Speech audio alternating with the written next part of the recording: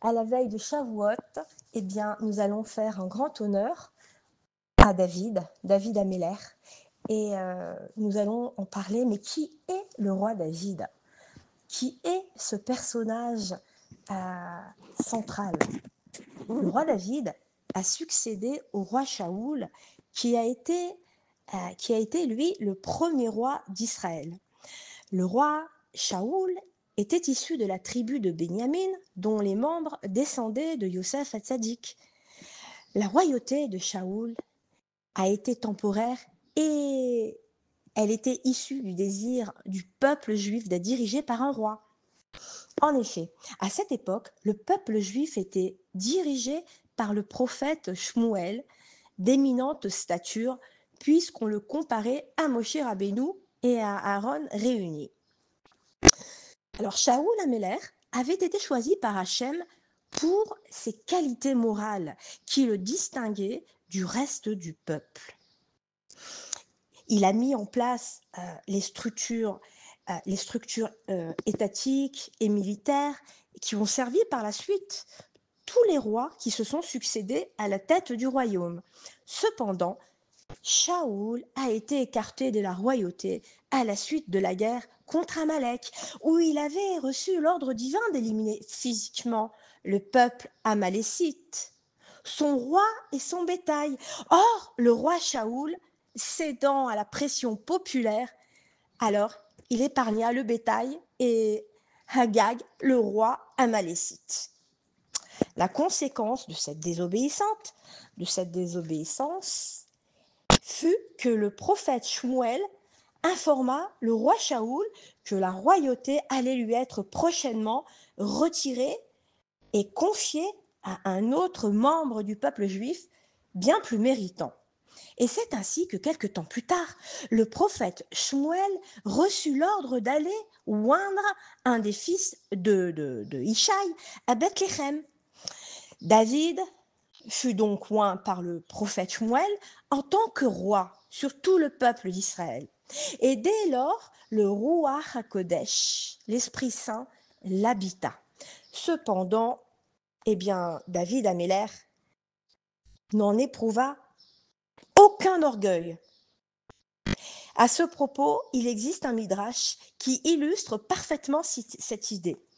Dieu dit au peuple juif, « Mes enfants, je vous aime, car même lorsque je vous octroie la grandeur, vous vous faites petit devant moi. J'ai donné la grandeur à David, et il a dit, je suis un ver de terre, et non pas un homme méprisé par mes pères et dédaigné par mon peuple. » Ça, c'est le Télim 22 du livre. Et cette grandeur, donc, et cette humilité sont tout à fait caractéristiques de sa personnalité exceptionnelle du roi David. Et en fait, en but à l'hostilité de sa famille dès son plus jeune âge, il a été rejeté par la société et il est sacré roi d'Israël à 28 ans. Il est tout jeune. En fait, il passe de l'ombre à la lumière en un éclair. Alors, il faut dire que bien d'autres personnes à sa place, auraient été déstabilisées, mais David Améler est resté égal à lui-même.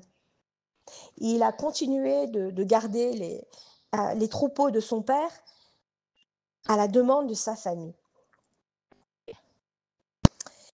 Alors, par rapport à tout cela, on peut se demander pourquoi le roi David a eu le privilège extraordinaire de rédiger un livre de prières qui accompagne le peuple juif dans toutes les occasions et dont beaucoup de psaumes sont repris dans toutes les prières qu'on fait au quotidien, ainsi que dans les prières de Shabbat et dans les prières des fêtes.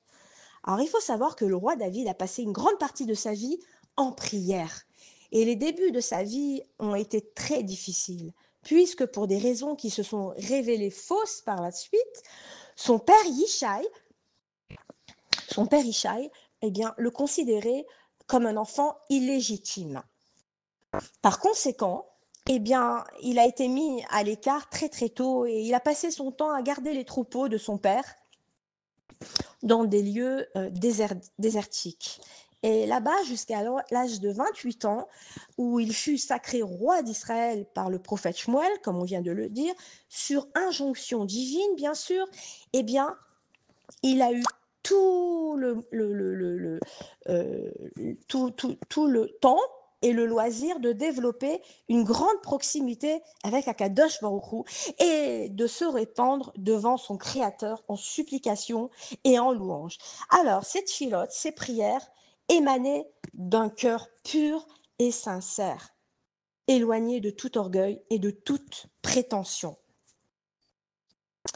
Alors, on peut noter de la même façon, comme les plus grands personnages du peuple juif, comme Moshe Rabbeinu et les patriarches Abraham, Israël et Yaakov, David était berger. Et en fait, ils étaient bergers. Et avant de confier un rôle aussi important, alors à ses élus, Hachem, qu'est-ce qu'il va faire? Il va les mettre à l'épreuve en leur confiant des tâches les plus simples qui vont mettre en évidence leurs qualités intrinsèques, ce qu'ils ont à l'intérieur d'eux en fait. Le rôle de berger exige non seulement de la patience et du dévouement, mais surtout, il révèle les qualités de chesed, du bien, au contraire, du bien, au contraire, ce qui est le contraire de la cruauté de la personne qui l'exerce. Et par conséquent, eh bien, les animaux étaient livrés à la seule pitié du berger, David Améler. Et ces animaux dépendaient entièrement de lui, sans compter sur aucune autre intervention. C'est pour ça que Hachem a choisi, pour être les bergers d'Israël, eh bien, des gens capables, oui, afin, avant tout, qui est du chesed, qui est de la miséricorde envers, eh bien, les enfants d'Israël, le peuple d'Israël. Alors, une autre information, le roi David a vécu 70 ans. Il est né à Shavuot et il est décédé à Shavuot, le jour de Shabbat. Alors d'ailleurs, il existe une très belle histoire. Pourquoi il est, eh bien, il est mort. Il est mort le Shabbat. Mais cette histoire, nous reviendrons là-dessus. C'est un sujet en soi. Il est le seul à avoir le titre de Chai Vekayam et sa royauté est éternelle. De sa descendance va se révéler, avec l'aide de Dieu, eh bien, le Mashiach, Bezrat Hashem. Alors, il faut savoir que le livre des psaumes, le livre des Teilim, est le premier livre des Ketuvim écrit dans la Bible. Alors, les Ketuvim forment la troisième et dernière partie du Tanakh, la Bible hébraïque, après la Torah, et c'est-à-dire le Pentateuque, et les Névi'im, les prophètes. Il est nommé Teilim car la plupart des Teilim sont pleins de gloire et de confession à Kadosh Baruch Hu qui a créé le monde. Et en hébreu, la racine du Teilim vient du mot Lehalel, qui veut dire faire des louanges.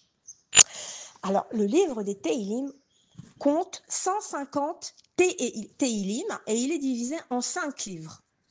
Le roi David a écrit tous les Teilim avec le Ruach HaKodesh, la prophétie, à la première personne, car il est le représentant de tout le peuple juif à travers toutes les générations. Il n'a jamais désespéré et il a toujours demandé pour tout le peuple d'Israël, tout au long des générations, tout ce qu'il demandait pour lui-même avec l'innocence, l'espoir et la formidable Emouna en Akadosh Baruch Hu, qui l'a caractérisé d'ailleurs. Alors, le principal auteur des Teilim, donc, est le roi David. Alors, on l'appelle donc Neim Zmirot Israël, le chantre mélodieux d'Israël. Et les sages ont dit que le roi David a écrit le livre des Téhilim et que le livre a été nommé d'après lui, bien que certains des chapitres du livre de Téhilim aient été prononcés par 10 hommes justes et pieux. Le premier, Adam Arishon, qui a composé le Téhilim cantique pour le jour du Shabbat, Téhilim 92. Deuxième, Malki Tzedek. Troisième, Abraham Avinu. Le quatrième, c'est Moshe Rabbeinu. La prière de Moïse, homme de Dieu, Téhilim 90. Le cinquième, Iman. Le sixième, Yedutun. Le septième, Asaph. Et de 8 à 10, les trois fils de Korach, Assir, Elkana et Avi Asaph, qui firent Teshuvah, ils se sont repentis au dernier moment et furent sauvés. Rabbi Huna dit au nom de Rabbi Abba, bien que 10 hommes pieux aient prononcé les Téhilim, ce n'est que David Améler, le roi d'Israël, qui les a assemblés. Alors, une question se pose. Selon le Rav Emmanuel Bokobza, qui nous explique, qui nous donne une bonne raison, il nous dit que puisque le livre des Téhilim comporte de nombreux auteurs, comment se fait-il qu'il soit attribué exclusivement au roi David? Eh bien, il existe plusieurs réponses à cette occasion. Nos sages nous expliquent dans le cadre d'un midrash que de nombreux personnages du Tanakh, donc de la Bible, étaient aptes à écrire le livre des psaumes, notamment ceux que l'on vient de mentionner. Cependant, Hachem a préféré donner ce grand mérite à David. Pourquoi? Parce que sa voix est agréable. Et ça se comprend. Ses paroles, le fait que ses paroles, ses louanges, ses prières sont particulièrement appréciées par Hachem. Il existe une seconde réponse qui peut venir expliciter la première. Le Midrash rapporte qu'Adam Arishon avait perçu par prophétie la venue au monde de l'âme du roi David. Il avait perçu le fait que David Améler n'était censé vivre dans ce monde que 3 heures. Adam Arishon se rendit compte de l'importance de David Améler pour le peuple juif et alors il demanda à Hachem de lui accorder une vie suffisamment longue. Pour ce faire, il décida de lui faire un cadeau, et ce cadeau de 70 années de sa propre vie. Or, il faut savoir que l'âme d'Adam Arishon contenait en elle toutes les âmes du peuple juif. Et comme David avait reçu ses 70 années de vie directement d'Adam Arishon, eh bien, cela a impliqué le fait que son âme contienne en elle également toutes les âmes du peuple juif. Cela explique le fait impressionnant que nous, chaque juif, quel que soit notre niveau spirituel, eh bien, on se sent immédiatement impliqué, on se sent lié et sensibilisé dès qu'on commence à lire, à prier et à supplier Hachem, ou bien remercier avec le livre des Téhilim dans nos mains. Et c'est pour cette raison, donc, que je vous sensibilise, Bezrat Hachem, eh bien, lors de cette veillée, Shavuot, il y a un Et Ratson où les portes du ciel sont grandes ouvertes. À Ratzot Alayla notamment, eh bien, nous pouvons lever les yeux vers le ciel et demander à Hachem, eh bien, notre filote. On va pouvoir lire des Téhilim, on va pouvoir parler avec Akadosh Baruch Hu directement, comme on parlerait un ami, et on va être, eh bien, comme avec son papa. On va pouvoir lui demander, on va pouvoir le supplier, on va pouvoir lui demander la Geoula Berachamim Bezrat Hashem. Et pour cela, il est bon, et il est très très bon et recommandé, eh bien oui, d'étudier. Même si nous, les femmes, on n'est pas obligés de veiller, on peut veiller une petite partie de la nuit, de lire des Téhilim, de prier, et ainsi, eh bien, on aura participé justement, eh bien, une petite part quand même, une grande part, je dirais, oui, eh bien, à Shavuot, Bezrat Hashem. Voilà. Chag Sameach et à bientôt.